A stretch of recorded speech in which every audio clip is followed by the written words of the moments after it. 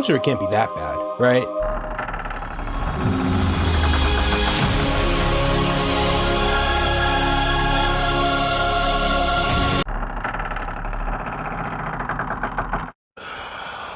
Ah! I have a problem. I can't stop reading Korean manga, Manhwa. I wouldn't go as far as to call it an addiction, there are just a lot of them and I need to consume them all in order to live. And thankfully, the supply is plentiful. The Garden of Manhwa is a paradise ripe with 100 chapters slop, just waiting to be consumed. And when you're reading 100 chapters a night, you don't really have time to think, is this the healthy thing to do? Because of the constant dopamine that these types of stories can provide. And what scratches the crevices of your brain specifically is it looks pretty.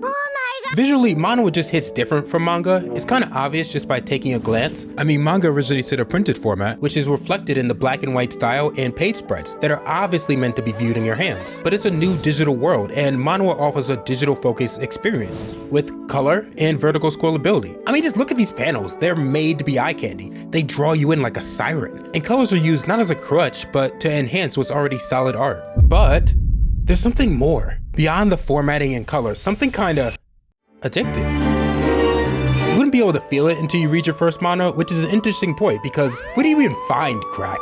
You know, me personally, I watch a lot of TikTok, like most. I wouldn't go as far as to call it an addiction. I just need to consume a certain amount of anime edits in order to fill my soul with slop to the brim until I burst. That's kind of what I do. And one night, after a One Piece edit sent from God, I scrolled to a slideshow. My first thought was, oh, webtoon. Kinda cringe, but it looked kinda cool. The art was clean, and I decided to check it out, and I started reading the first chapter of Solo Leveling. It turns out that solo leveling is like an entry point to manhwa for most people, and that's for a good reason. It follows a character named Sungjin Woo who lives in a world where dungeons appeared all over the world. He's a hunter, a person with special abilities that started to appear around the same time.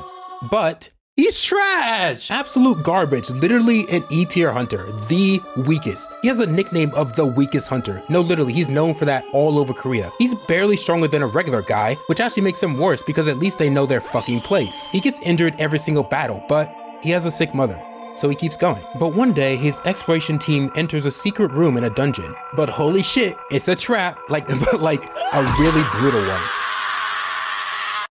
Anyway, Sung is the one to solve the puzzle. Despite people just abandoning him, he sacrifices himself so the rest can escape. But then, ta-da! He lives, the boy who fucking survived somehow, and now he has a game-like system with infinite growth. Infinite growth? Isn't that overpowered? Yes. Yes, it is. Every chapter after this point is a constant ramp up exponentially forever and ever. The action rolls in chapter after chapter. Sungjin Woo rolls through the story, just stacking power and just not caring. Any character that has any level of hostility can catch a dagger to the fucking throat. The plot itself tells him to catch bodies, and he looks fine while doing it.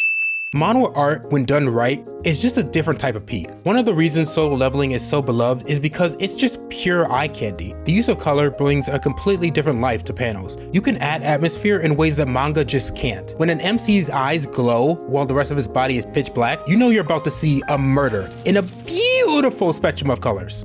But the story is not great. It's the Dragon Ball of the manhwa world. It knows that you're here for action, and the story it's certainly there. It has some depth, it has mystery, build up, and a twist. There's a reason things happen, but it's really only there to support watching Sungjin Woo beat a man down and pose. God, he's so cool. When you're reading Solo Leveling, it doesn't feel the same as, say, reading Jujutsu Kaisen. And this isn't only because of Solo Leveling's lack of story. Manhwa has some stories that I would say are actually peak. The plot progression, the character development of those will rip tears from your eyes. But the essence of manhwa is addicting and digestible stories like Solo Leveling. The constant story progression that manhwas follow in at least the first 100 chapters of their stories makes you want to click the next chapter button without a second thought. The chapters speed by, and when you reach the end, you want more. When I first finished Solo Leveling, I wanted more. So I turned to the source of all important information in the world.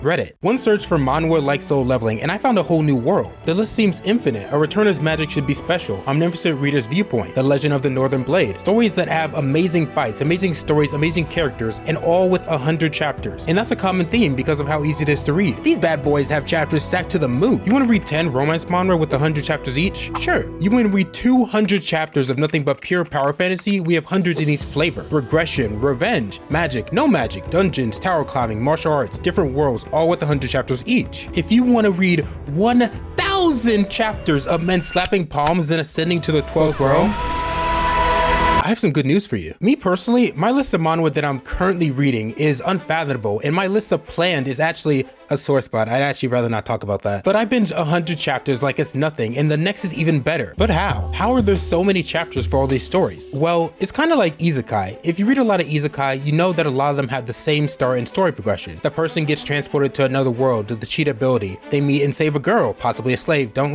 think about that part. Leave me alone! They then set off on a Pokemon trainer quest to collect all the plot points. OP skills keep stacking, check. Get discriminated against by nobles, check. Get at least 2 more girls minimum, check. Beat an insanely unkillable monster that nobody in the world could have possibly beaten other than you. I mean, really, what was anybody else supposed to do against?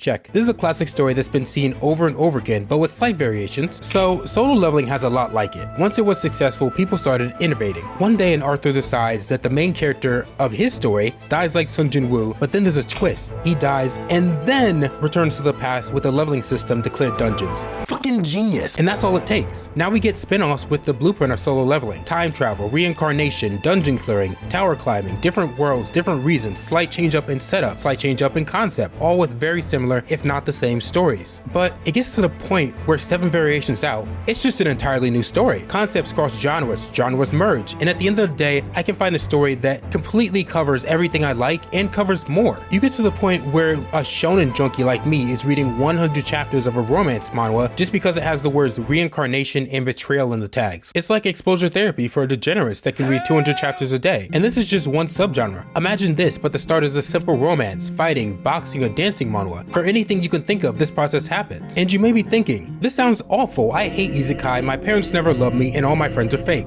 Calm down.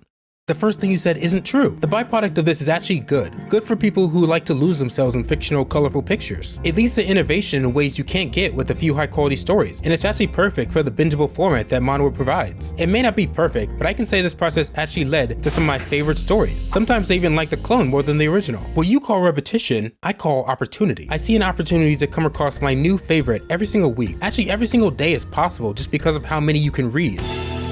It shifts your perspective on reading. You can appreciate when a story does a small part different than the other 5 you read before, when a fight is drawn better, when a character tackles a problem differently, when a plot is just better. It's an endless pile of stories, and I can find comfort in the similarities while also being surprised when a story excels past expectations. I just really like manhwa.